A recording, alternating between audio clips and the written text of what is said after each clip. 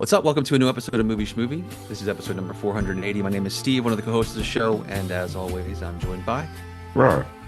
Everybody loves hoe cakes. And I'm John. Hey, John. I'm sponsored by, what was it, Winky Dinky Dog? Winky Yeah. Dinky Dog. Oh, boy.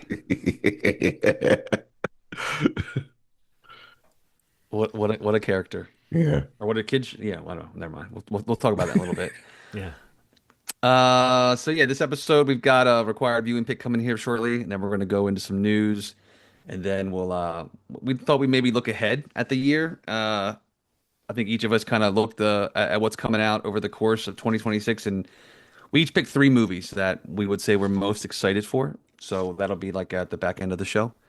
But yeah, to start required viewing, let's jump into it. Who picked this again? John, right? Yes. John, you want to remind us what you chose and why, and your height and size, and And oh, we lost him. and dreams and what if that was when I bugged out? I was like, I don't want to talk about it. No, I was trying to get to my background image here. I should have had this ready. There we go.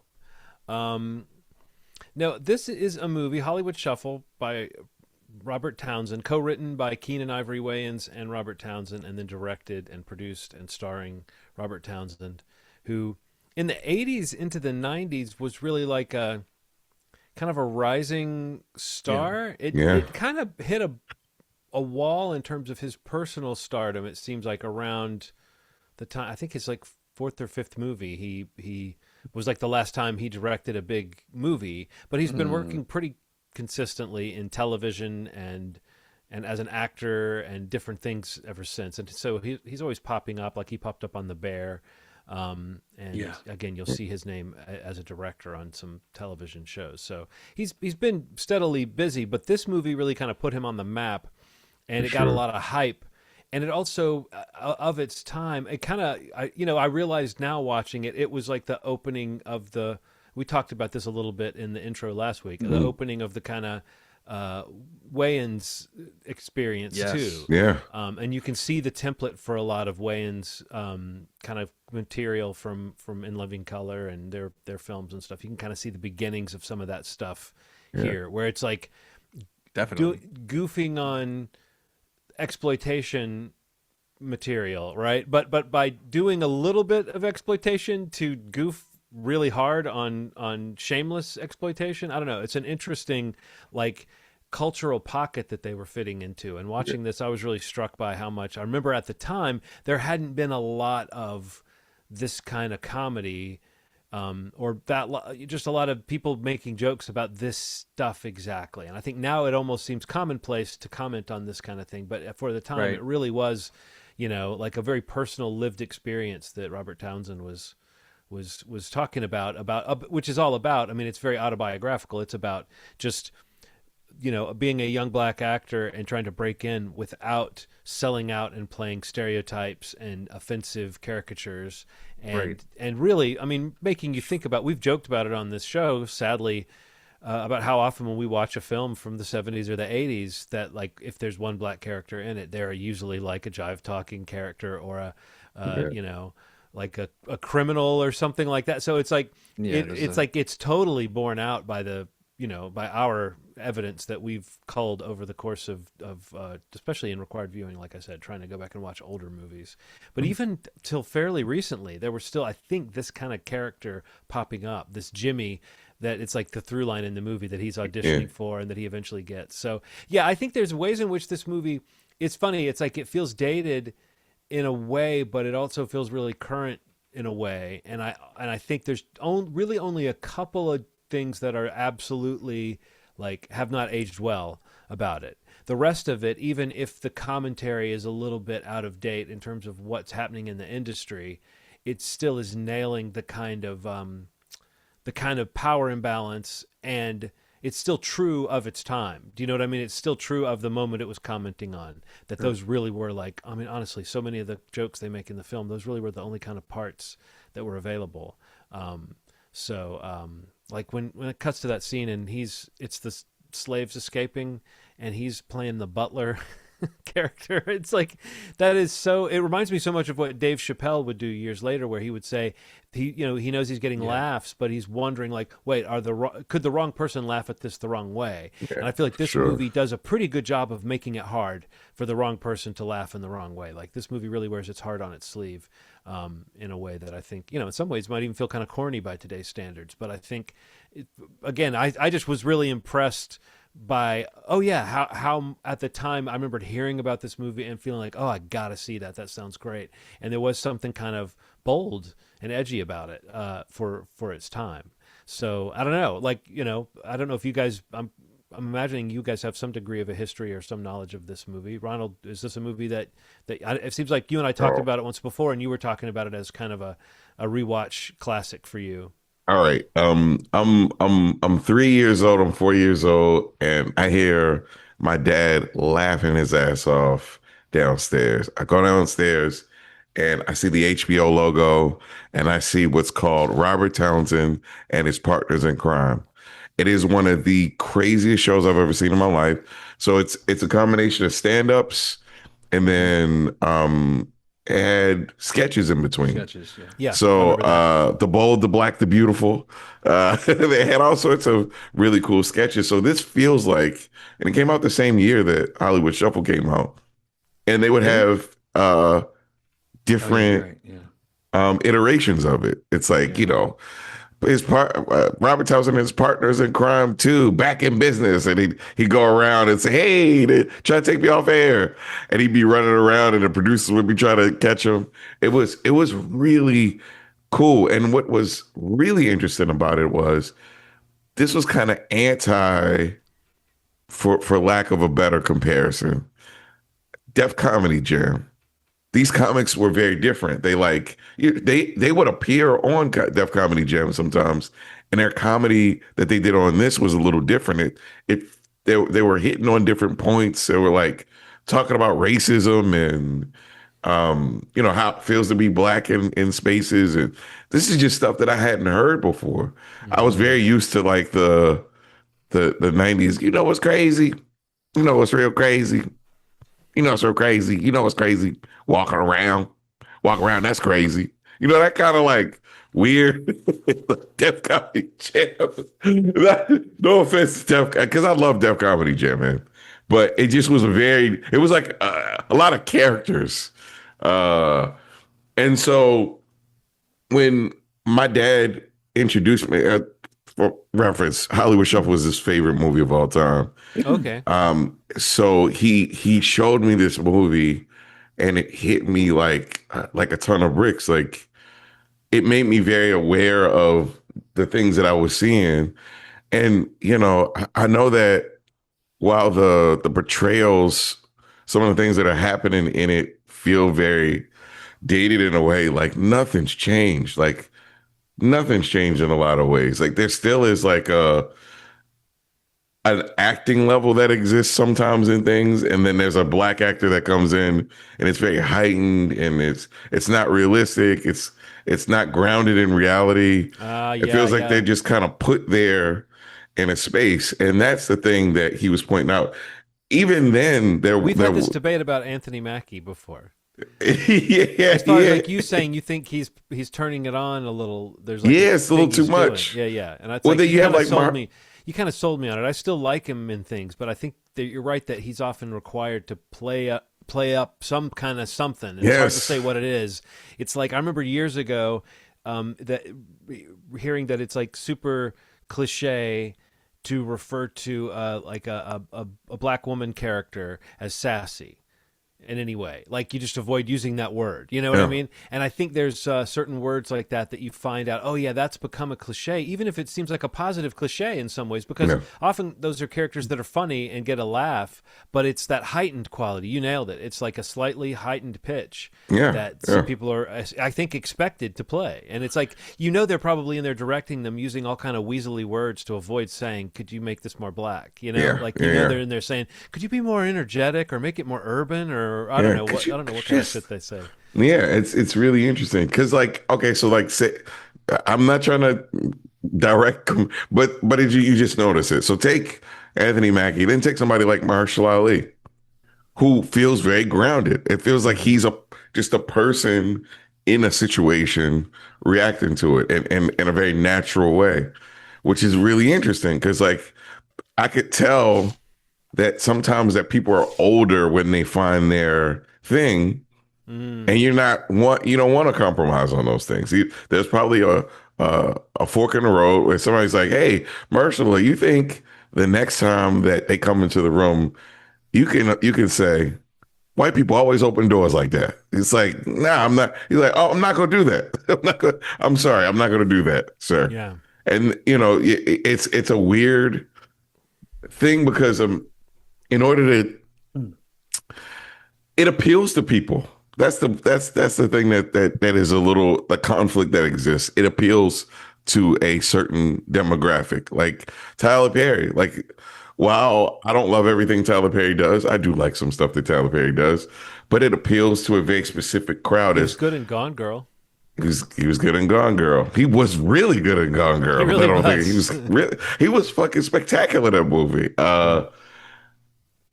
Yeah, it makes me wonder, like, what if he would be in more stuff? Like, I'd love to see him in more things that weren't his. But yeah, there's like a heightened style of acting that people are just kind of down for that feels almost like a play style. So if I could compare it, it's like a small time play production. It's like that kind of shouting to the person in the back of the room style of acting.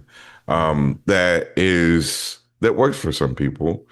But then you have the Delroy Lindos of the world that deal in nuance and these interesting characters. So this movie hit me pretty hard, and the sketches were really funny.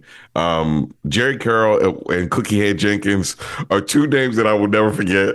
When he says whatever he says, his name was whatever, and he was known on the street as Cookie Head. And the other thing, I think the thing that might have been like there was a little stretch where we weren't really laughing. We were just kind of watching. Right. And then he said that line about the mother being worried about the guy being found with hoping he was wearing clean underwear. Yeah. And then he was like, I didn't have the heart to tell her he wasn't. That was just so out of nowhere.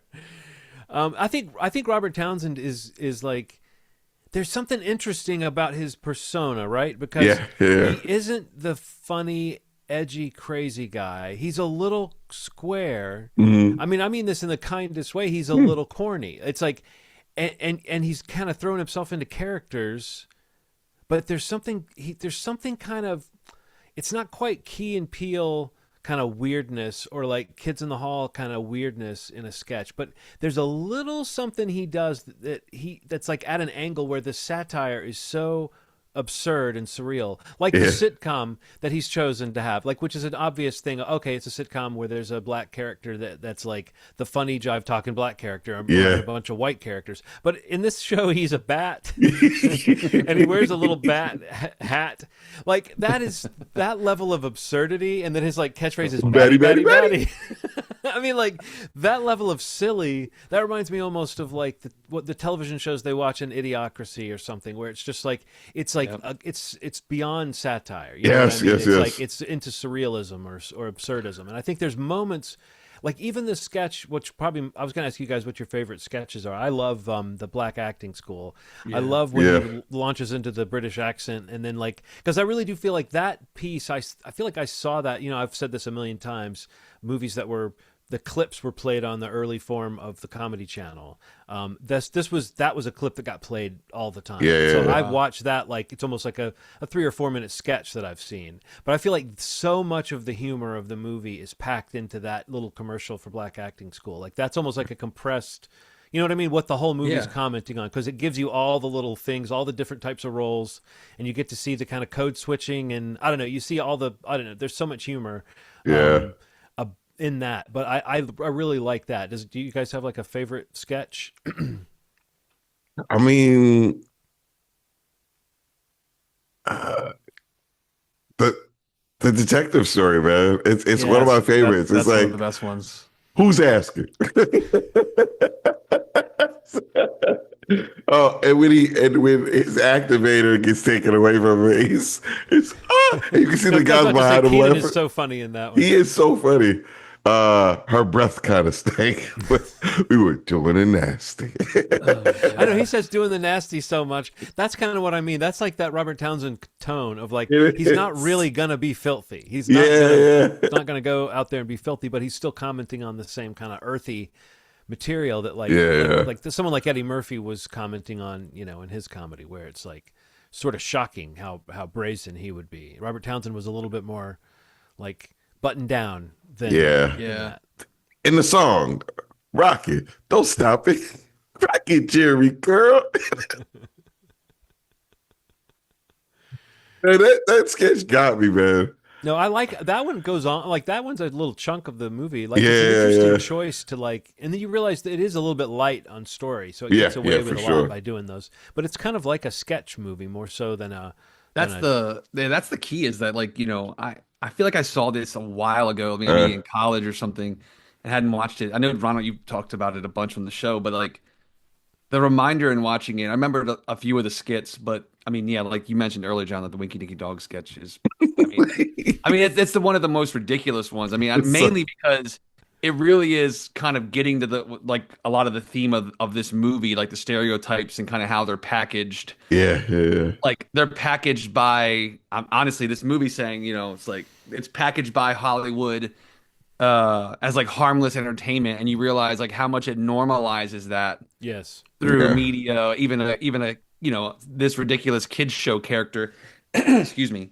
But I mean the yeah, I mean the fake commercials overall, they're just so funny and so biting. But the Winky Dinky Dog thing, mainly because it's talking directly to the entertainment, commentary that he's talking about, like about yeah, how black actors are portrayed, and this push and pull between integrity and success, and to get in the door, and just that commercial or that skit just really kind of that normalization of how this is funny, this is okay to laugh at, and you're like, but wait, this is really not, this is bad. It's like yeah, it's yeah. it's it's it's packaged in a way that makes it, this is obviously a comedy, but yeah, I mean, I think that one stands out to me. The detective one stands out to me. And honestly, like watching this again reminded me so much of like growing up. I remember watching the Partners in Crime show special, and like you started hearing about like Keenan Ivory Wayans and like the Wayans of them all, Yeah. and in him being a writer on that, and even his involvement with this, and just like seeing that swell that the Wayans took off on, both as creators, writers, directors, production. They were in front of and behind everything Yeah, that yeah, was so successful in that space. But the Robert Townsend conversation, like, it reminded me how much I loved and love him. You mentioned yeah, seeing him in The Bear just pop up anywhere. Like, he still was like directing TV stuff, Hmm. over the years. But there was a run, in the late 80s, early 90s. And we've talked about most of those movies even on this podcast. Like, you had, I think you may have picked Meteor Man at one point. But like a little dark horse for me was like the Five Heartbeats. Like that was a movie I yeah. was obsessed with when I was like 10 years old. Like the music of my life was like a big part of that run, Hmm. and that music of that movie and Motown and that whole sound. But People have called you the sixth heartbeat. I wasn't gonna say it, but um, I don't know. Like, yeah, it's just like there's so many like personalities, actors, voices from like that part, like the late 80s, early 90s, when things were like some things were starting to change.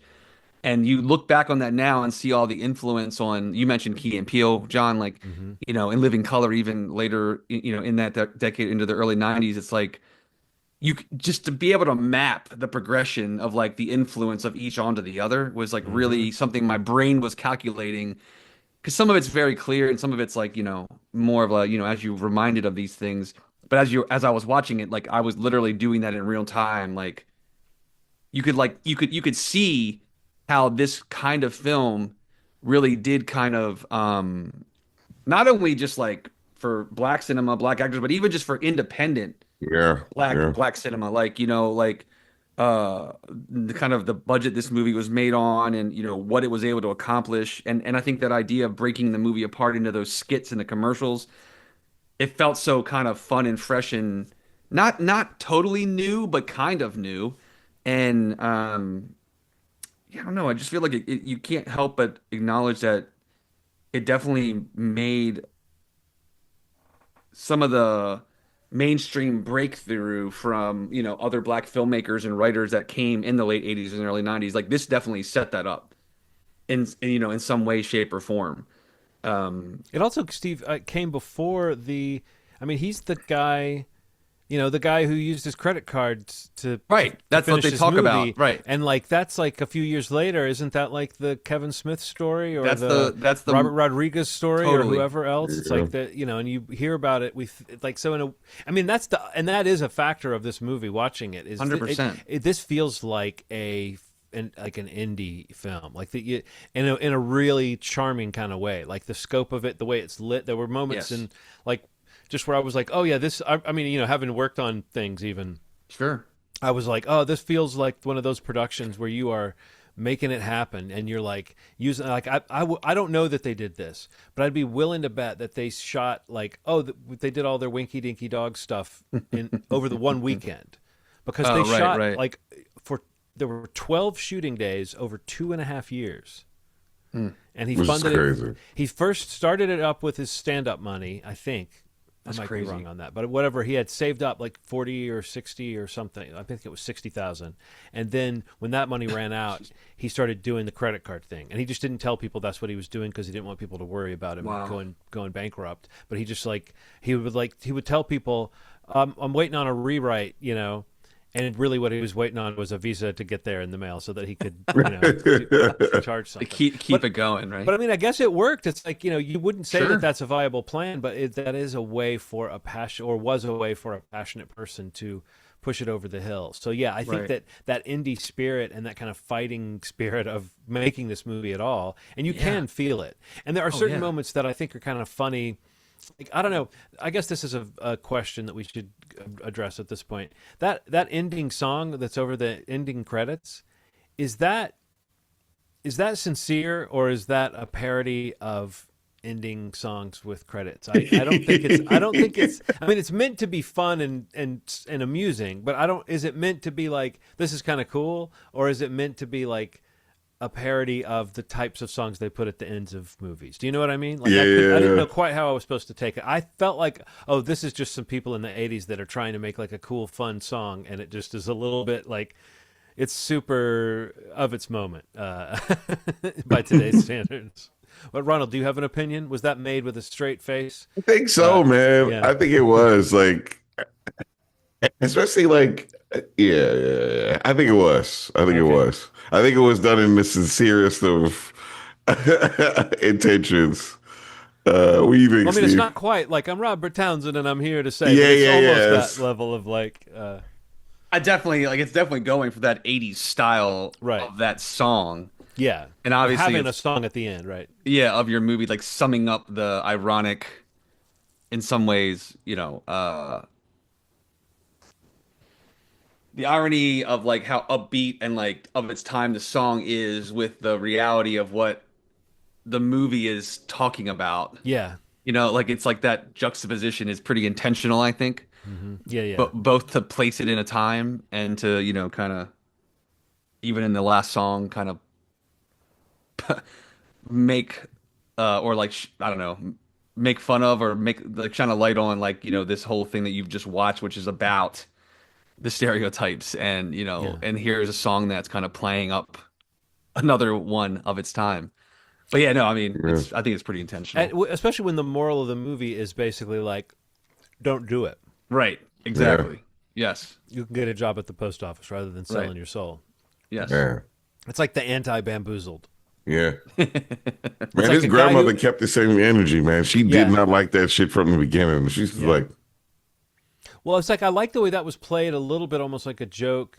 Disapproving grandma doesn't understand, but like as the movie goes along, you see the sort of teeth of her critique of what he was doing. But I again, a little bit after school special maybe with the little brother, like looking up to him and all that stuff. But it worked. I mean, it's like Yeah. I feel like I can only imagine that particular situation, but I can relate it to situations where I know Oh I've yeah. been doing something and there's a certain person, you see that little sad face of that person floating in your head of like the person who you're letting down just with your behavior, a person who'll never know, but that you are now going like, oh, I shouldn't do this or I shouldn't say that or Yeah. whatever. So like I think that really worked. I mean, I feel like I had sort of forgotten that at the end Mm-hmm. he's like Mm-hmm. not a successful actor. I mean, you know, like that's not the point of this, is that he then, finds the right role, that it's Yeah. more Yeah. about like not selling your soul.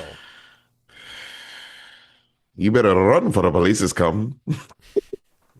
There's a lot of voices in it that really also the montage about you have to think like Eddie Murphy, talk like Eddie Murphy.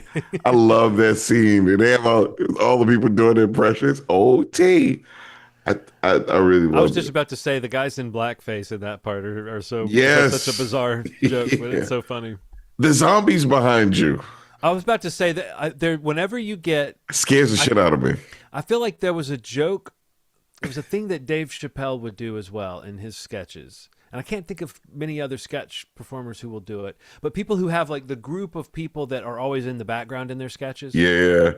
Like, and when you've got 4 or 5 of them doing something like the zombie walk, there's always one guy who's got kind of a guy who does like a little extra something towards the camera. Like there's always one guy who you can tell, oh, they have that friend in there, and he's not like an actor, but he's just a guy who can do this weird. And there's that one zombie guy who like has the funny like shaky walk, you know? Yes. Oh, that and yeah, that just made me laugh so hard, and it reminded me, like I said, of something that would have been on the Dave Chappelle show, where you would be like, wait, who was that person that just that just walked up? I don't even know who that performer is.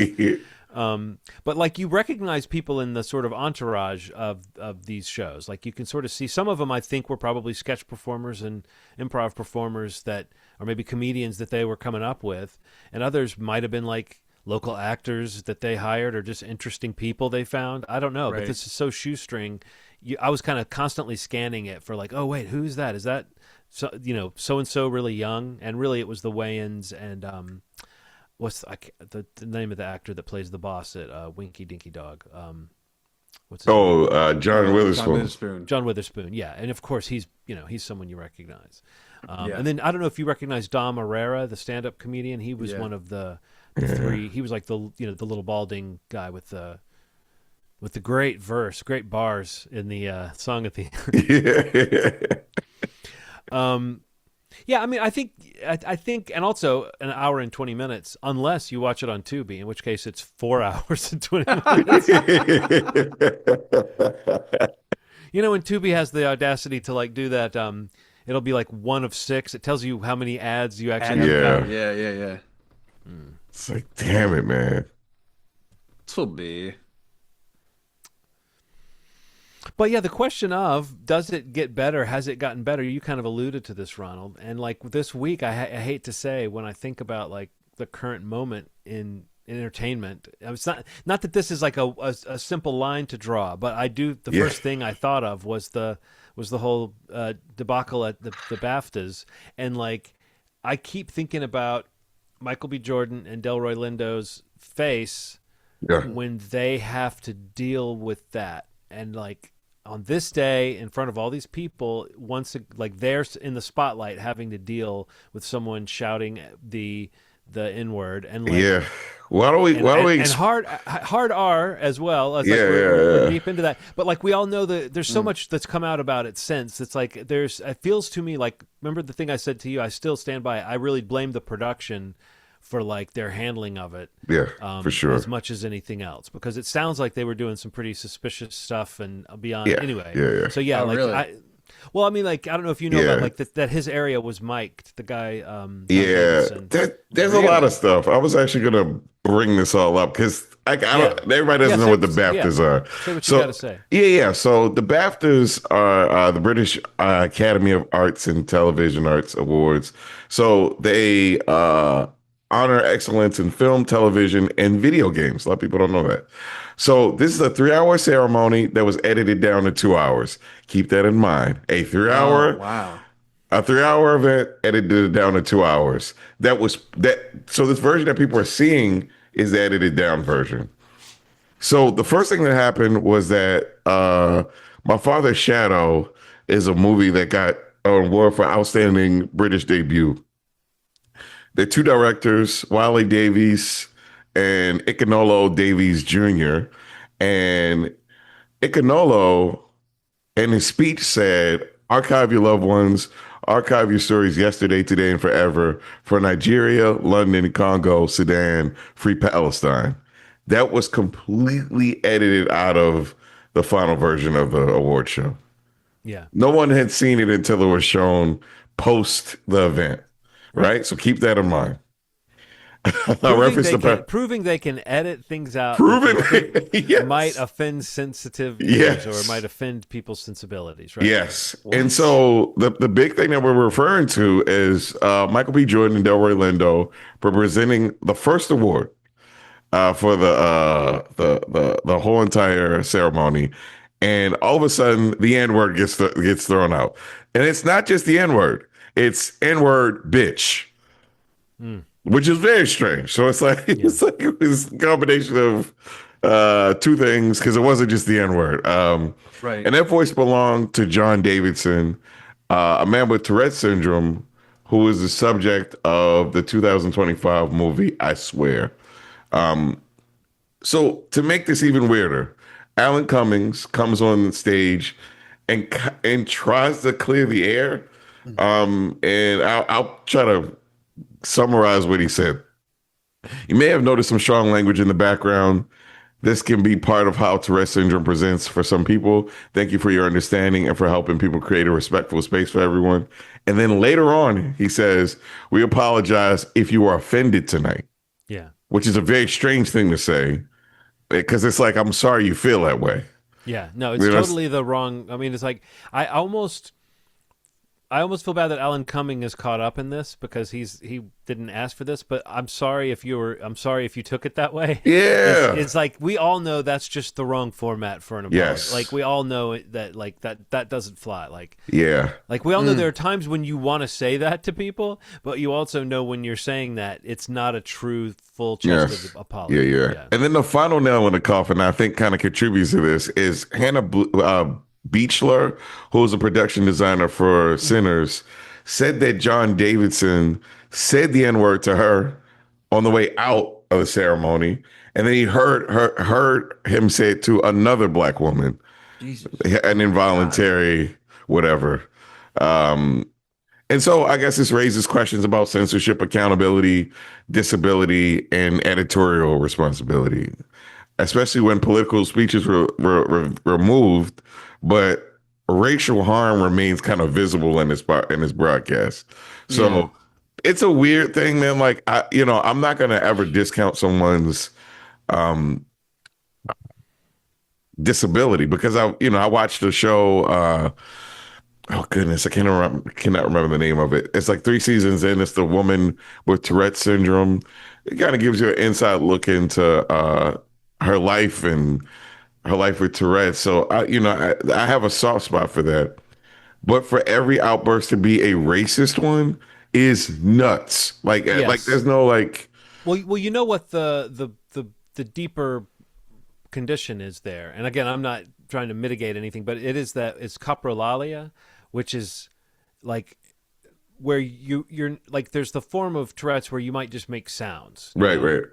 But coprolalia specifically is, and I've always felt like, I mean, I'm not trying to make light of anything, but I've always felt this about like people who have like a sense of humor, a black sense of humor, a dark sense of humor. Your mind is always looking for what's the least appropriate thing you could say, Yes. And basically, so coprolalia is like, so as someone who has that little sense of humor voice in my head of going like, what would be the craziest thing to say to this person right now? And you go, oh shit, I would never say that. Coprolalia is like having that intrusive thought and not being able to control it. Like Oh, not wow. like so you're kind of like, oh, you know what would be the worst thing to say right now? And so I guess what I'm saying is it doesn't mean it's motivated by real feelings. It means it's motivated by some knowledge. Oh, this would be the most terrible thing to say. However, that does not change the outside effect of it, No, which is you use the word harm, and I think that's the key word here. It's like we don't want to do harm to someone with Tourette's by saying you shouldn't be at this event or you should keep your mouth shut or whatever. Like that's not right. But to say this moment should have been, I just think this moment from a production standpoint should have been better set up to avoid Michael B. Jordan and Delroy Lindo having to deal with that. yeah, However, if it does happen, the cutting it out of the broadcast seems like the thing to do. imperative, The thing to do. imperative. Yeah. Yeah. So apparently, he says that he had 10 outbursts, including Yeah. the one that happened. Like supposedly there were 3 total times that night where he yelled the N-word at a black person. So Yeah, which is crazy. Damn. One on supposedly the stage. guy's very apologetic. I mean, that's the other thing is supposedly Oh, behind the scenes he's reached out personally to everybody. It's just that's not being reported, but I don't know. I keep hearing back and forth about that, but it just feels like a real mishandling of it, and it doesn't sound like the BAFTAs reached out to Delroy Lindo at least, and which makes me think they didn't reach out to Michael B. Jordan either, and that is unthinkable that the awards ceremony wouldn't be struggling to put out this fire with the people that were offended. So yeah. Yeah. yeah. Especially when they're picking and choosing with the censor. Especially when they're saying Free Palestine is too hot to handle. Yeah. Yeah. But the N word is let that fly. Yeah, I just think that there's a cultural issue with this. And I saw this lady from London that was saying like what's really interesting is because it's the BAFTAs is one thing, but because it's involved American uh people, black people are standing up for British blacks and finding out the type of vitriol that you can get when you play with somebody in that way. Like I just don't Right. think there's no good way for you to justify the way that it was handled. Yeah. Alan Cummings, man, he lost me with that. He lost me with the way that he reacted. And I know that like this is, here's why this is so important. It's not about how you handle things in your daily life when things are not stressful. It's about how you handle things when they get intense and Right. weird. And the fact that you kind of like get over it, or I'm sorry you feel that way, or any of that language when things are hot and heavy, you've lost me. You've lost me. He hasn't canceled to me, but Yeah. I'm not. I don't want to see him in Doom, whatever the fuck he's in, the next Okay. Marvel movie. I'm just pissed, man. Like I just don't have any space in my head for that. Like there's been so much weirdness as it pertains to race and especially in London, man. Like you come from a place where they literally throw fruit at black people or brown people when make monkey sounds in soccer games. Like Yeah. the culture. That there's no apologizing for this. Even if it's a tick or something like that. Find a better way to say it. Find a better way to apologize. Find a better way. You fail. You get a D minus, sir. You get a D minus. D minus. So have things changed? No, not much. They tend to transfer, right? So it used to be like when they didn't like a black person, they'd murder them, right? Now you just slander them until they can't have work anymore. You treat them terribly. Anybody that has an opinion that's like aimed towards some sort of like equality, they get kind of knocked out of the mainstream. You kind of Right. have to keep to yourself in that way. There are new ways to get rid of people. There's less assassination. So you just assassinate somebody's character. You just make them not exist. You say that they're difficult to deal with. You have those things in the background so that they never work again. Right. So it hasn't changed much. I'm loving that there are people like Ryan Coogler who are taking the helm and creating these new things where, Ryan Coogler could have made a movie that absolutely slandered all white people and said, oh, they're the most evil people in the world. Or he could make a movie that challenges the way that you think about religion and relationships that we have with each other, and the Irish when they came to the United States, and who they were to the United States and who they are now. And it's like, that's smart. That's Sure. how you handle stuff like that. That's, you want to tackle it, challenge it in a cool way, and have people talking about it for the next 2 years or forever. Because I think that this is one of those movies that's just going to be a forever movie for people. Um, so I'm sorry, I'm off my soapbox. I just, Oh no, no, no. thank you for letting me.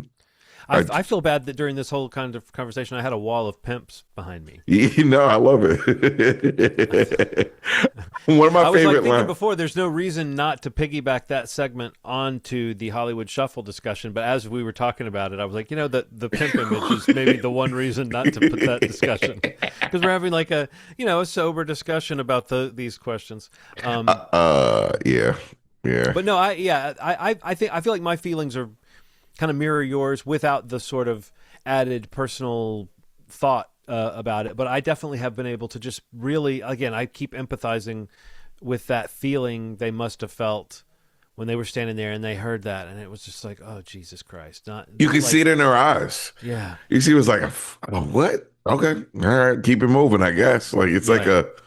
a, ooh, But like to be like, oh yeah, even here when we're being celebrated and honored in this way, yeah, we whatever. It's just yeah. It's like it's the kind of La La. heartbreaking. It's like it's sort of It's the yeah, La La Land Moonlight thing. It's like you can never have just the win. It couldn't just win like, then the winner is Moonlight. It's like yeah, another thing supposedly wins, and then they're like, "Oh, we made a mistake." Right. It can't just be normal, man. It has to be filtered through this weirdness that exists, and I can't figure out why there isn't like, I've had a lot of bad instances of racism, but I'll give you a very positive one, an incredible one actually. I wanted to marry this person after that, but long time ago, I was in DC. I'm walking down the street, and a very older lady is within maybe like 10 feet of me. She yells, "Get away from me! I don't want you to take my money. I'm not going to give you my money." Right? And as I'm walking down the street, there is a very beautiful woman in a suit, and she's like, "Ma'am, I've been walking with you guys down this 3 blocks in Northwest DC. He has on a business casual outfit. You're accusing him of saying something to you. He never talked to you. You're a racist person. You have to understand that you are racist." She's like, "I'm not racist." And this beautiful white woman is telling this older lady how racist she is. And look, that doesn't happen very often to me, that somebody defends me in that way. And I got kind of emotional. I was like, "Thank you so much." And she was like, "It's nothing." Right. And she tapped me on my shoulder and kept it moving. And that just gives me hope, man, that there are people in the world that really will create some obstruction when you see some bullshit. That'll put a wall up when they see some bullshit coming. Like that'll try their best to protect you in a way. Because that Right. could have led to some craziness. Somebody could have overheard it, called the police. But I mm-hmm. had someone help me in that moment. And it's just, I know we like to talk, I know people like to talk about how terrible there are and how many Karens there are and all that stuff.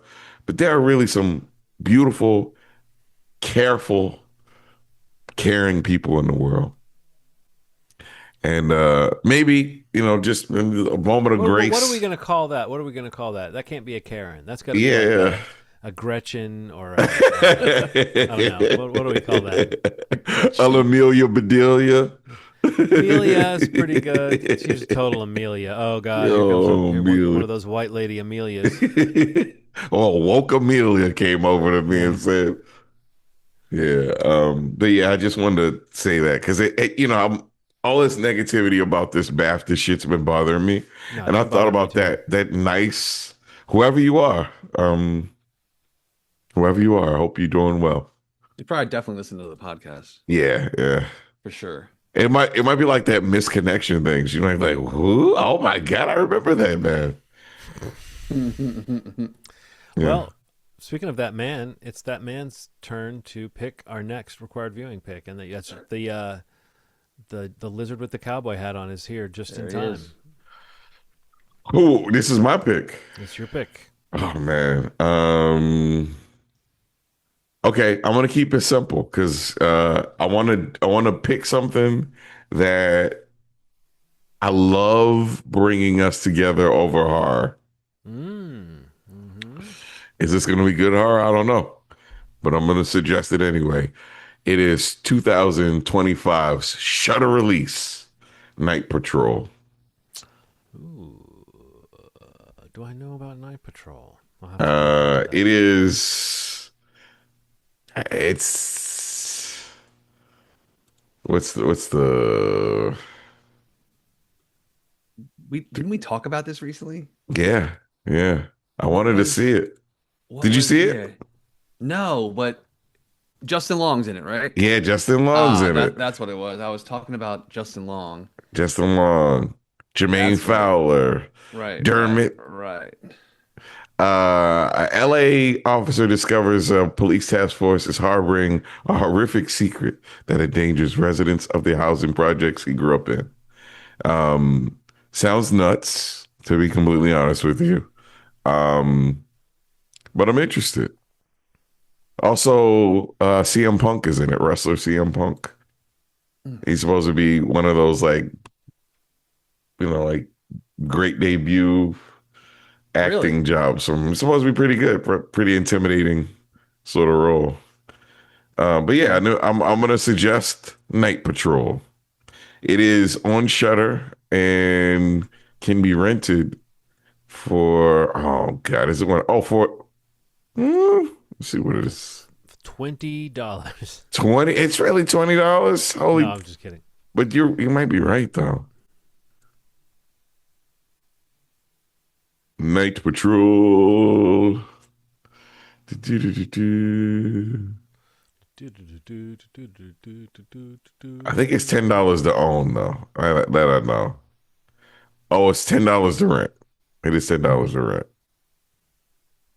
Or you can watch it other ways, and I'm hoping that you two have access to other ways. So we'll Everybody watch out it. there, save up to watch Night Save Patrol. up to watch Night Patrol. And that'll be not next week, but the following week, right, Steve? Yes, yes, yes, yes. Next week we're off.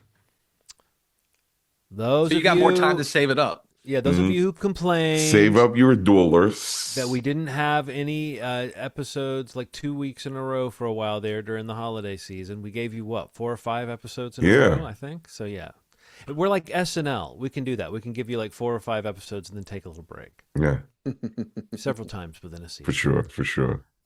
Um, we're exactly like SNL, and that's just one of the ways. So yeah, we in this Cool. episode are going to talk about. Anticipation. We haven't done this in a while. Like, You have it. or I should say, we used to do this all the time, and we don't do it that often anymore. Which Sure. is the preview. We used to do like a seasonal preview. Yeah. And if we start off saying let's do a spring preview, let's do a summer preview, Yeah. we would fall behind. At some point, we would not manage to do a fall preview and a winter preview. So I say, let's do a whole year preview. Fair. We're going to like check in on how hyped we are on various upcoming films releasing in 2026. I was saying before we started recording what my methodology was, and Steve seemed intrigued by my methodology. Intrigued indeed. Which is just to say that there were some sort of big tentpole movies that I just did not consider for my list because I thought, well, how interesting would it be for me to talk about one of those. I won't say what they are because someone might have them on their list. But there's some huge movies coming out this year, and the ones that I'm very interested in a lot of movies, but the ones that I focused on today are the smaller, more specific, more like, oh yeah, that's coming. When I was I don't even know where you guys get your information about what's coming in the year, but I looked at a lot of different lists and came up with, when I got to the point where I had too many ideas and it was something good had to get cut no matter what I did. That's when I stopped looking. Steve, what about you? What was your approach to Jan Listy? Yeah, I mean, I guess my first my first feeling was like just genuinely what am I most excited for, and then when I started looking through the list, I was like, oh wow, how can I not pick that movie, or how can I not pick one of these movies? So I kind of like sort of was going in a similar direction of you, like some of these like maybe some of the big titles. I kind of was like, well, maybe I just won't because I'm not as genuinely excited about them. I'm just gonna definitely see them, and I'm excited to see them. If that Yes. makes sense at all, without naming the ones that immediately come to mind. Um, I tried to maybe like think about more. Uh, I mean, to be blunt, maybe what's the best word here? Not like IP, but like like either from maybe focus more on like from filmmakers or Mm. from or That's what I did too. stars, like that's basically where I centered. Like I moved away from what the title was and moved towards what is the plot, what is the film, who created this, like I Yeah. moved that direction. Um so and I feel like it kind of came up with a kind of a fun list. There's some nice like, spread of kinds of films from my three, and I'm sure based on what you guys pick, I'm sure we'll have a pretty awesome list here. Ronald, what about you? Whatever made me happy. I'm like Hmm. just thinking about, you know, I haven't been to the movie theater in a couple weeks, and I'm like, what's gonna make me get up and get back into the theaters again? It's been a little bit of a rut, honestly, in the last couple weeks, and I think that's what I've been thinking about. What am I ready to get into the theater and see for the rest of Right, the year? right. Because I haven't been motivated lately. Well, I like that approach. Will you get us started with your first pick? Yes, I mean, this one's a giveaway. I mean, come on, Dune 3. I'm so excited about Dune 3, and the fact that these movies exist feels like nuts. Like if I told somebody 10 years ago that Dune would be a thing, like Sure. something of note that isn't treated in a goofy way, like it's really one of those movies that's up there for me. I'm really excited to see how this one turns out. Timothy Chalamet, Fuego, he's on fire right now. Fuego. He's rapping. He's giving people Marty Supreme jackets. Come He's on. he's killing it. He's killing it in the game. He's What did he having his did? moment for What sure. did he say? Where he was like, "I think I'm doing like top level work right now" or Yeah, something like that. yeah. Did you see? Did you see when he was talking to Matthew McConaughey? He asked him if he saw Interstellar again. Oh yeah, yeah, He yeah. fucking lost his mind. He's like, "You've only seen it once." He's like, "Nah, no, no way, man, no way, man." He basically turned into Bart Simpson after a while. He's like, no way, you just saw that once." But yeah, I'm truly excited about Dune 3, man. That's a good pick, and that's coming in December, right? Oh, Yeah. that's on Doomsday. That's where it's Yep. like coming out the same day as Avengers Doomsday. A lot of people think that one of those movies is going to budge, but I sort of feel like I don't see how they budge No. because Warner Brothers has all the IMAXs locked down, I think, for Dune pretty much, and then but Marvel's they've been really throwing that date around like the ticking clock and everything. They've really, you know what I mean? It'd be a weird thing for them to back off of that date when they Right. basically just had 4 teasers that centered on the date kind of at the end. So, but what do you think, Steve? What is your guru wisdom tell you? Do you think somebody's going to budge off that date, or do you think they're going to go for a genre version of Barbenheimer, where it's like it's just going to get everybody out to the theater, and that'll be good for everything? I mean, that's the only pivot they can make. You know what I mean? Like that's the only way they can try that is that like you can't avoid going to the movies this weekend. Yeah, But that's a really risky thing, man, because those are yeah. two It massive is. movies that That are probably going to be 3 hours long a piece too. yeah, like Yes. so you're just oversaturating and like you're definitely I don't know, you're leaving money on the table. I would be shocked if at least they still come out on is it's the same day currently, right? Yeah, Yeah. 19th Like of there December. maybe if there's some overlap or something, I don't know, man. I would be really surprised if that was the case because man, I can't imagine how much money each of those movies would be again leaving on the table. Like those are both possibly billion-dollar movies. Yeah. And Yeah. it's like, and then by doing that, you could create a situation where neither reach $1 billion. Right. It doesn't have the counter programming element that Right. Barbenheimer had. Exactly. And so Like it seems these are riskier to two have them coming out on the same day. totally agree. Like they're too close. Um, I don't know, but we'll see. I mean, again, I would expect it to be something like some sort of tiered, maybe like within a week or one pivots back, but they want that end of year stuff, so it's like it's a game of chicken at this point. Mm. Yeah. Seriously. It's wild. It's a good pick, Ronald. Thank you for picking that, so I can not feel bad about. Obviously, I'm dying to see that. Like, Yeah. it's kind of blows my mind that Dune 3 is coming out so soon. Yeah, me too. Like, it Yeah. feels insane to me that like that it actually is already shot and like is coming out this year. Yeah. In like 9-ish months. That's bonkers. But that's exciting. I'll say my first one is and only because we've been chatting about it briefly recently, but it comes out next month. It's Project Hail Mary. Project Hail Mary. Um, I'm not familiar with the book. I know I've heard about the book. I'm familiar with its existence and the love for it from Andy Weir. Um, but what makes me more excited about it is just what it's about. Again, talking about like a plot, a story, the way it looks. The trailers have been incredible.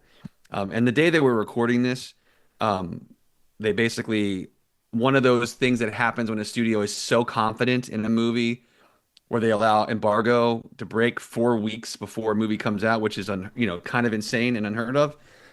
So social media embargo I think is up. So like all these reviews have started to come out from like trade industry screenings for it and have just been extremely positive. But just sounds like an awesome story. Uh, Obviously the Ryan Gosling factor is through the roof for me. I'm a huge Gosling head. Um, and honestly, the biggest draw for me is the Phil Lord Chris Miller of it all. They're two of my favorite filmmakers when they're working together, the things they've made. Again, what they've done across genres, like the Spider-Man films, even 21 Jump Street, like just what they've done, with filmmaking so far and what they've made, even some of the TV stuff they've made, um, has been great, honestly. And again, this movie looks outstanding. Um, Also, again, awesome cast. Sandra Hüller's in it, and James Ortiz, Milana Ventrub. I don't know. It just looks really great. I mean, it looks like just one of those every quadrant, every feel, every emotion. It could be like a grand slam movie for me, and Mm. thankfully it comes out in less than a month. So that's yeah. Project Hail Mary comes out on March 20th. So I'll be very excited to see that one. Cool. Yeah, no, I'm excited about that too, and I think the Phil Lord, Chris Miller. That's Phil Lord, Chris Yeah, Miller. yeah, I think that is a huge factor for me too. I mean, yeah. that would make me interested in whatever they are making, and then seeing them do something that seems like it's going to be a sort of straight down the middle kind of genre piece. Like it doesn't look like it's doing anything too meta with like the way that it's structured. You know what I mean? It feels Yeah. very like almost Amblin-esque or something in its like sci-fi great. approach, but it also Yeah. seems like it's got pretty strong comic elements. And Ryan Gosling is just a fun actor to watch when he does Like he knows how to match the tone of what he's in. Yeah. It'll be a fun little preview of how he handles being in a Star Wars thing, I guess.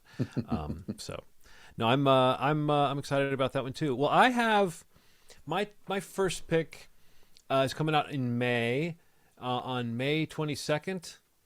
The same day that Grogu is back in theaters. There will be a director that I like having his new movie that looks kind of crazy. I Love Boosters, the Boots Riley Yeah, movie. that's nuts. It looks really funny. I mean, the trailer has like really got Right.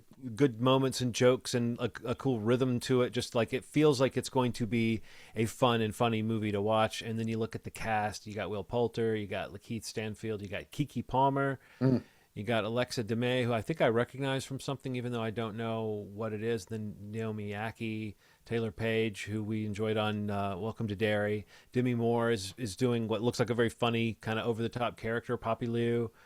It's just a really cool cast. Don Cheadle's in it. So yeah, I'm excited to see what this can be. It being a Boots Riley movie, if you know his movies and you know his television show, it's like you always get a little something different and a little something unlike anything anyone else would ever do when Boots Riley makes a project. And there's something about this one.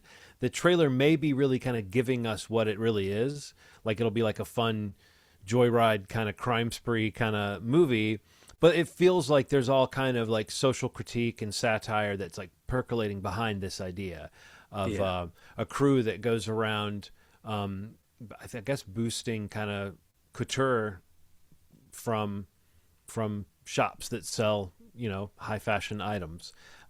So yeah, with a kind of Robin Hood attitude about it. I don't know. It just really looks fun. So yeah, I Love Boosters coming in May.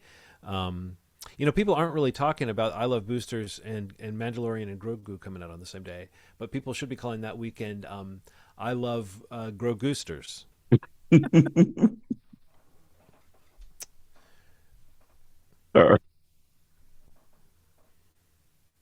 Ronald, you're Have you good seen on a social trailer media. for that? Is there a trailer for that yet? Yeah.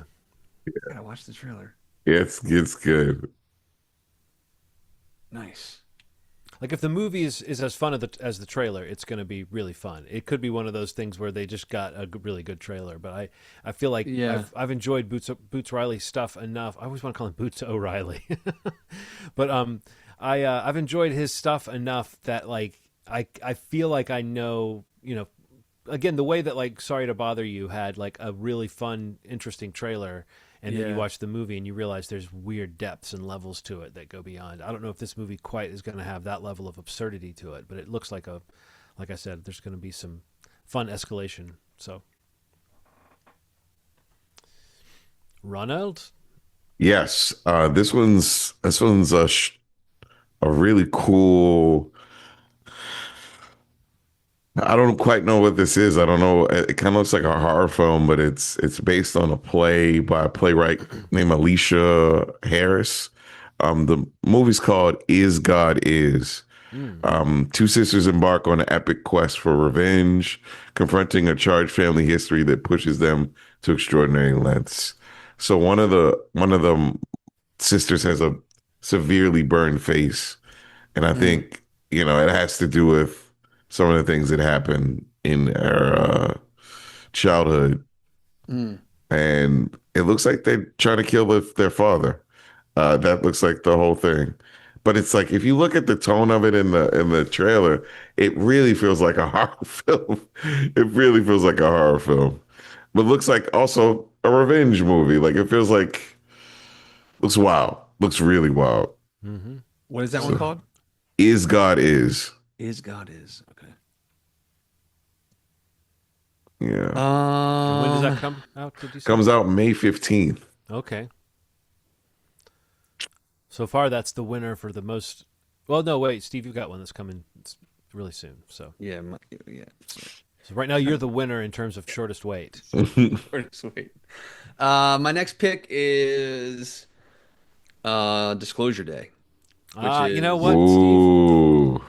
If I could have guessed one you would pick, I think there's one other one that I thought you might pick, and you still might pick, but but Disclosure Day is the was the This easy might be one. my number one. Yeah. And this is just Mhm. you have David Koepp, you have Steven Spielberg, you have an alien an alien movie. You have it coming out in the middle of the summer, or June 12th, I guess is the date.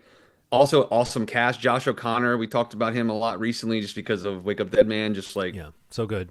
let the star rise, my guy. Like you were awesome in that. This trailer looks great. He looks great in it. Emily Blunt, Colin Firth, Coleman Domingo. Um, Trailer is awesome, and I don't want to watch anything else. Basically, I just, it's like I have a sense of what the movie is going to be about, but the alien slash alien invasion slash they've always been, around here, whatever. I just love that. Yeah, It's just like also it's just like it's Steven Spielberg. Like he's yeah. making movies, at this scale. Like he's like he's my number one of all time probably, and the probably like the single person that makes me the person I am when it comes to movies. And to be, and not that I haven't loved, I loved West Side Story, I loved The Fablemans. Like I've loved a lot of what he's done recently, most of anything he's done at all in his career. Hmm. But I mean, to get a sci-fi movie on a big scale blockbuster in the middle of the summer in 2026, for all the other huge stuff coming out this year by huge filmmakers, huge IP, whatever, we talked about a lot of it already in this list. Um, I don't know that anything kind of rises to the heights of a Steven Spielberg movie for me, and that's yeah. So Disclosure Day, June 12th. Um, can't wait for that one. All right. I will continue this kind of what you were Hmm. saying about like looking at who's involved in a movie or Sure. just like the sort of pedigree of a film. This is a movie that they just released a teaser for, and the teaser is very strange and looks very funny and over the top in some ways and kind of creepy in others. But Mm. the cast of this film is the real hook for me. And then I think director I'm interested in, but the movie is Teenage Sex and Death at Camp Miasma. Mhm. And it is the new film by Jane Schoenbrunn, who did I See the TV Glow. Is that the name Oh of that wow. movie? Yeah. Okay, I couldn't remember if it was I See or I Saw. But yeah, the cast is Oh, maybe it's all. Hannah Einbinder, Gillian Anderson, Zach Cherry, Sarah Sherman, Patrick Fischler, Dylan Baker, Kevin McDonald from Kids in the Hall. A lot of cool people that seem like an interesting cast is being assembled for this thing, and the storyline of it is just something that feels like it's kind of right up my alley. It sounds like it's about a someone who's basically remaking a classic slasher film, and they go and in order to I don't know get approval or I don't know some kind of collaboration or that they basically go to the final girl, the actress that played the final girl in the movie that they're remaking, and then that Oh wow. Yeah. becomes its own thing, and it's Hannah Einbinder and Gillian Anderson in those two roles, and yeah, it looks really bizarre. And if you saw, I saw the TV glow, or I see the TV glow, some tense of sight involved in the television glowing. If you saw that movie, you know that it was really kind of sad and had a real undercurrent of kind of social issues that made it kind of potent for some folks. I enjoyed that movie and admired it. I don't remember how much I wanted to watch it again. I felt like it was a very intense, kind of depressing experience. But I think that kind of juice is interesting. And so Jane Schoenbrunn, I'm interested to see what someone like that does with an idea that I think I saw in an interview where she said she's trying to make a sort of like classic like sleepover horror film, like a movie that you would enjoy watching with friends. And so maybe it has a little bit more of a hopeful tinge to it, or whatever. But at any rate, I'm just really intrigued by what this movie Yeah. is. And like I said, the trailer sells me on a certain kind of tone, but doesn't really sell me on like it doesn't tell me more about the reality or the story than I knew before. So I'm pretty hooked, and I'm really intrigued to see what Kevin McDonald from Kids in the Hall was doing in there. What you doing in Nice. there, Kevin? That's what I call that movie. What you Subtitle: doing in there, What you Kevin? doing in there, Kevin?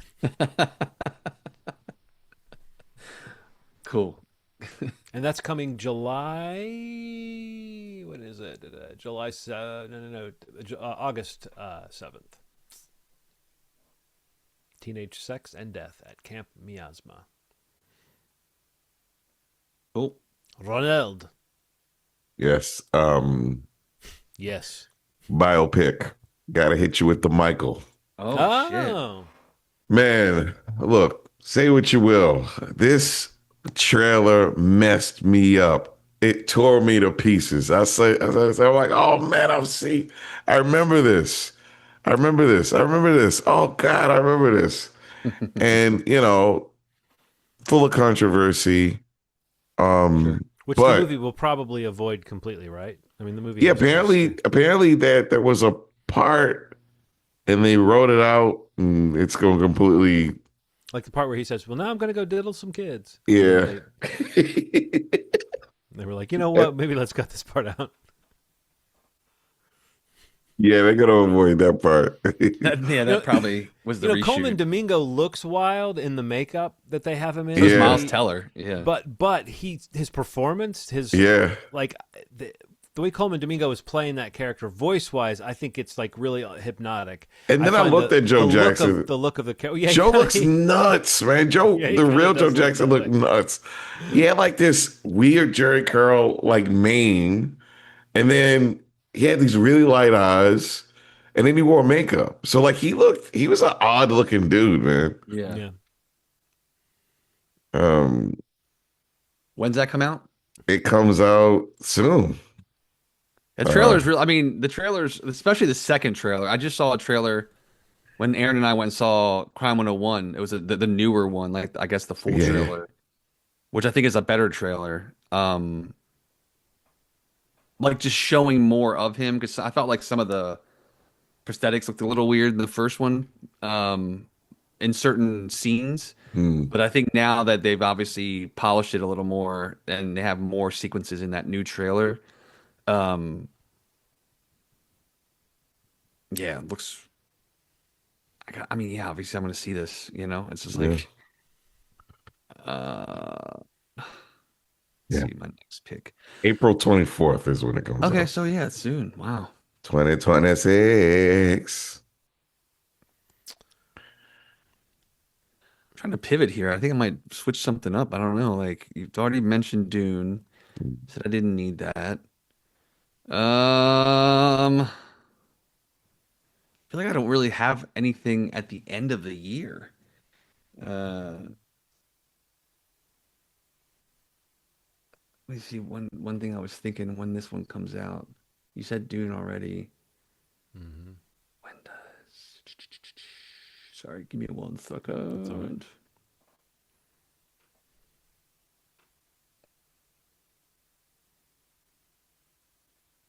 Hmm. Um, I guess I'll just be boring and say the Odyssey. Mm. Um,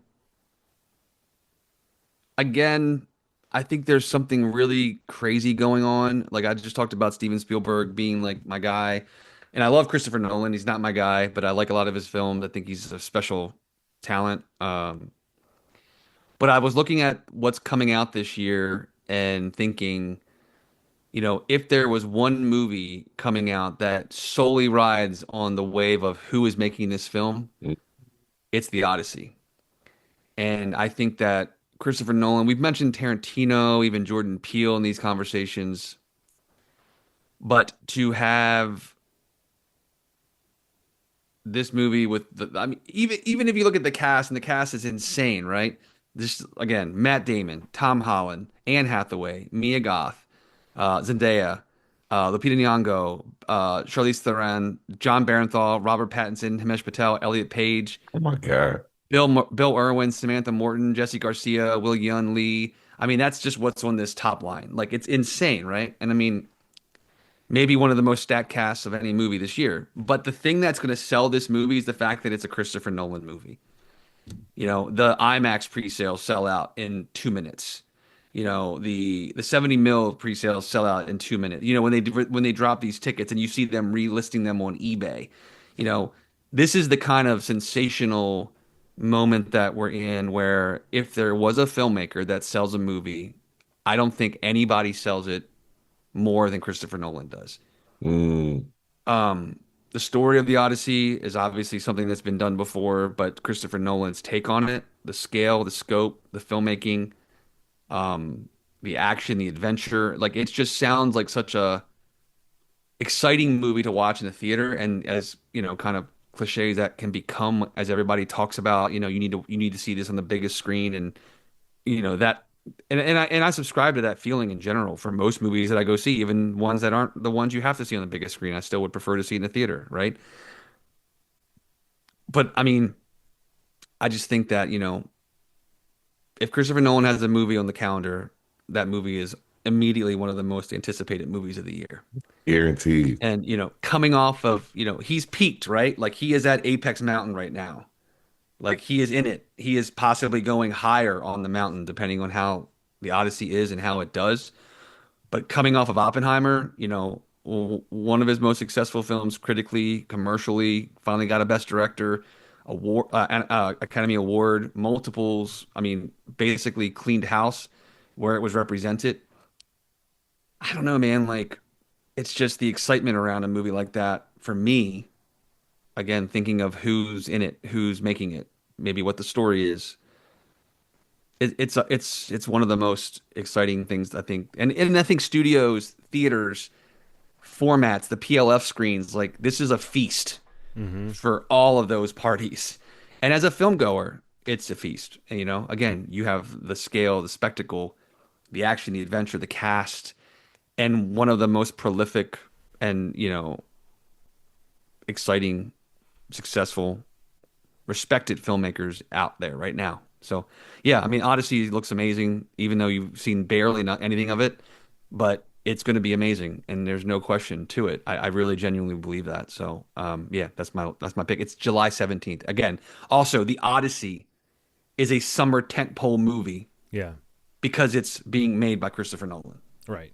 and it'll make $1 billion, probably. I Be mean, really close to it. probably. I mean, It's globally too. I mean, like the That's it. guy made $1 billion with Oppenheimer, which is Exactly. like comparatively like a difficult sell when it Yeah, you're comes to talking getting people out to right, a biopic. theaters, right? Like Yeah. the Odyssey is like the ultimate kind of action adventure epic. And I do remember him saying that he felt responsible after Oppenheimer and all the success he had with that. He felt responsible to sort of take the capital he had from that and do something kind of impressive with it. He didn't use those words, but that's kind of what he Yeah. was saying. Was it like he feels like he's in a unique position to get a certain kind of movie made at a certain scale, and that for him to like pivot and do a small scale thing or like a shifty little like he just he's not saying he never would. He's just saying that right now he thinks it would be foolish for him to go small and to Sure. not go crazy, with what he could do. And then, the Odyssey is the movie that came out of that thinking, which is, Yeah, it's crazy. yeah. I'm not even as high on Nolan as some folks, but I tend to agree in general about the level of craft and intensity, and the event nature of one of his movies. Sure. You're curious to see what he's got going on. What's going on in there, Christopher? What you doing in there?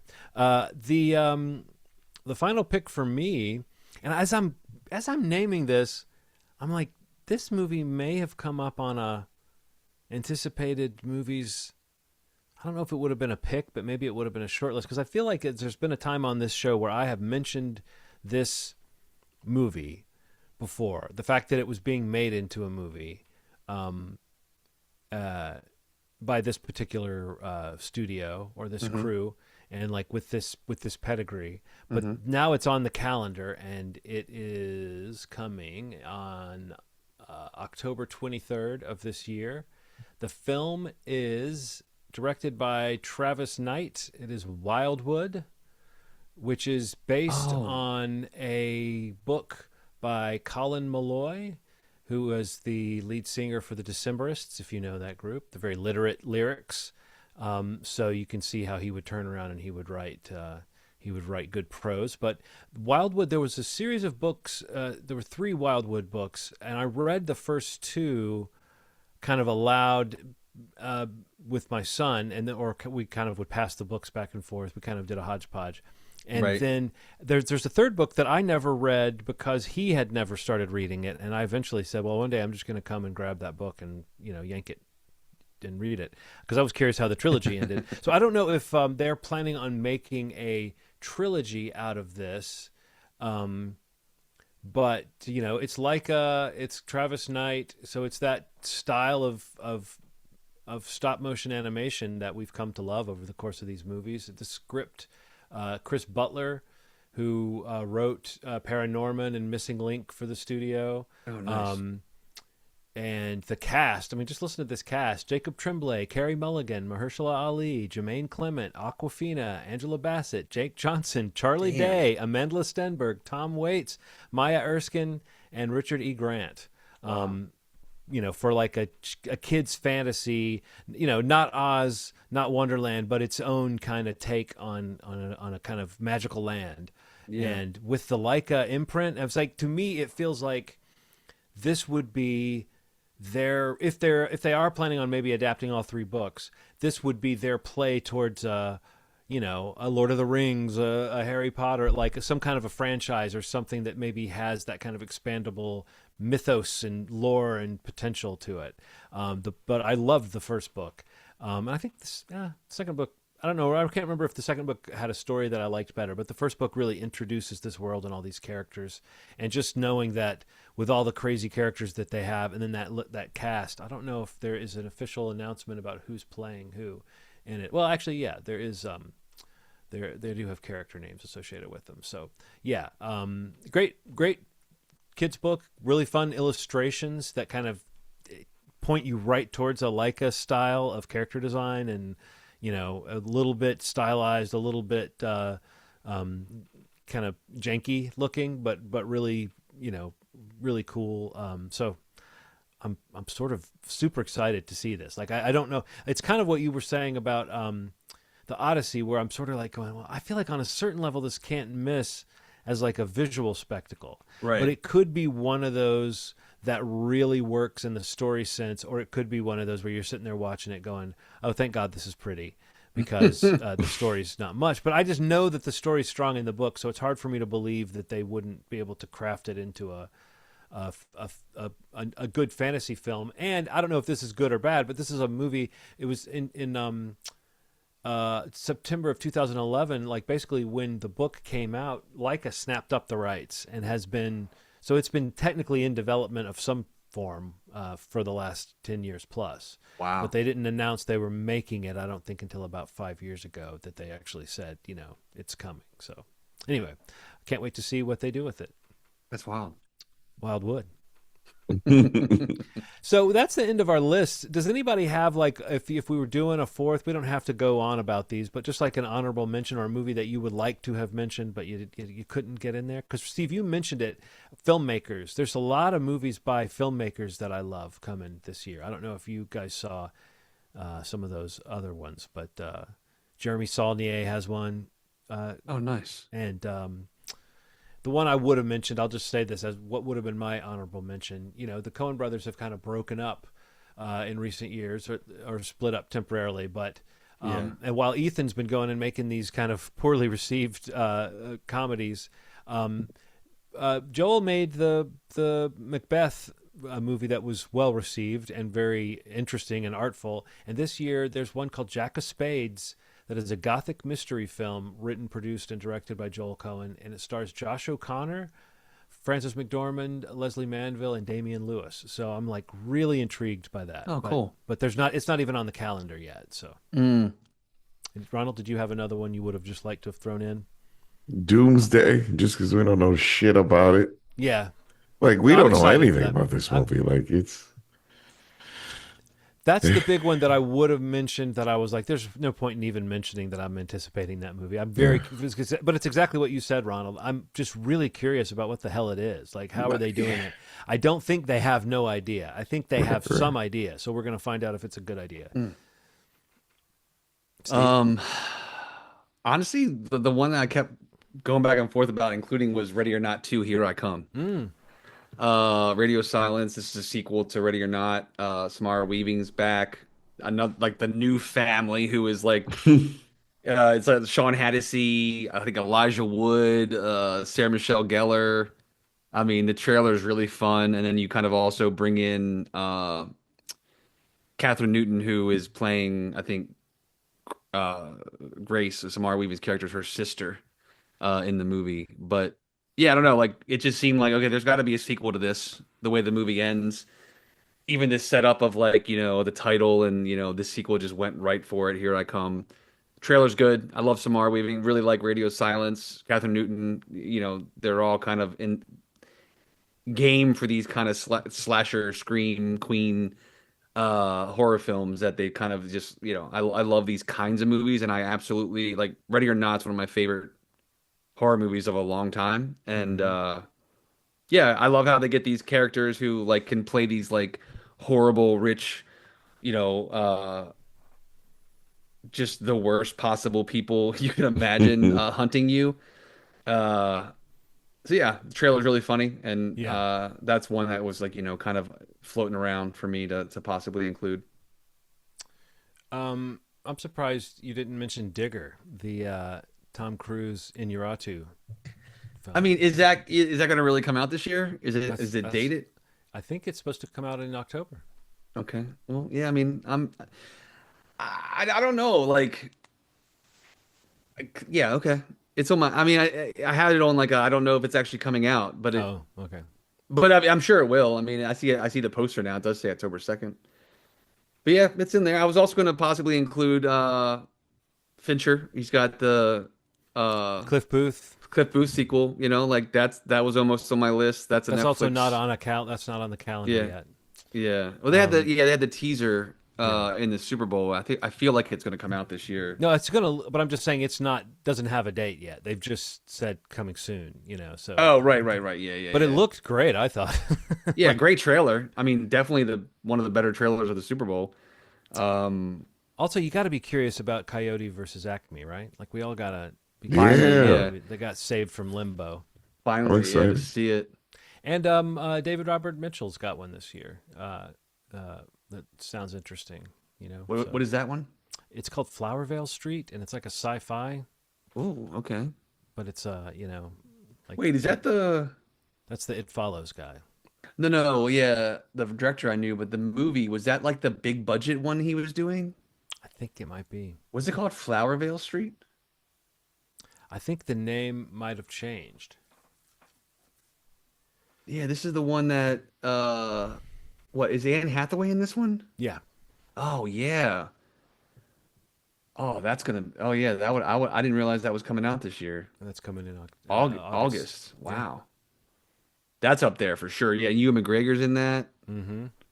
Yeah, this is the one like J.J. Abrams is producing, I think. It's a bad robot movie, right? Yeah. Yes, yes. Wow, I completely forgot about this movie. And then there's Godzilla minus zero too coming this year. God, that Yes, was yeah. Wow, man. Yeah, that was I mean, it's a pretty announced. awesome sounding year so far, right? I Yeah, can't true, wait for true, that. true. Yeah. That's gonna be awesome. And When's even it come out? that comes out November That's one 6th. of those weird ones where like they aren't separating the Japanese release from the US release, Oh, cool. which is really Mm. rare. Like that's how well they think it's gonna do. They're just gonna drop it and hope for the best. Those movies are so fucking fun, man. Oh, they're so good. Yeah. Yeah, so looking forward Good, to a good. Yeah, this is good stuff. Good year. I also want to say I've seen nothing but amazing things about uh Hoppers, which mm, comes out next week. That's the new Pixar movie. yeah, it's supposed to be Like really funny. a lot of Yeah. very, very positive early reviews for that, which is like people saying, it's kind of some of the best Pixar stuff recently. So, I mean, some of that hopefully is not hyperbole, but trailer, I mean, my family is game for this movie. Like the trailer's been hitting us every time we go to the movies, and the kids just like keep asking when it comes out. And the trailer's really funny. So I can't wait to see that one. But that, yeah, it's next week, the next Pixar film. Cool. Well, that's what to look forward to. Sure, we'll talk more about some of these and mention ones that we didn't remember. Thanks for the reminder at the end of some of those, John. Um, moviesmovie.com is the website. You can go there to listen to past episodes and to subscribe to the podcast and whatever platform you prefer to listen to and consume your podcasts. We're also on YouTube at youtube.com/movie schmovie podcast. You can go there, watch, listen. You can watch long videos, short videos, videos with no video, just sound with a cool image on the screen. Close your eyes and listen, whatever you want to do. If you go to the YouTube channel, please subscribe, hit the bell to get notifications when new releases come out.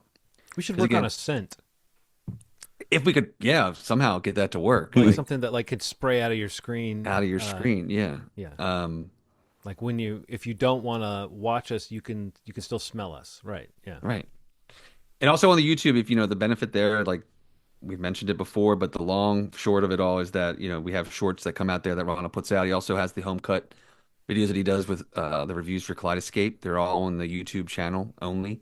So if you go there, you can take part in those little special treats as well. Thumbs up from Ronald. 2 from John. I don't have 3, but What? Oh no! get a toe up somehow. Thank you real quick, as John mentioned, we will be off next week, but we'll be back the week after. But thank you so much for listening, and as always, you made our day. Thanks. Bye.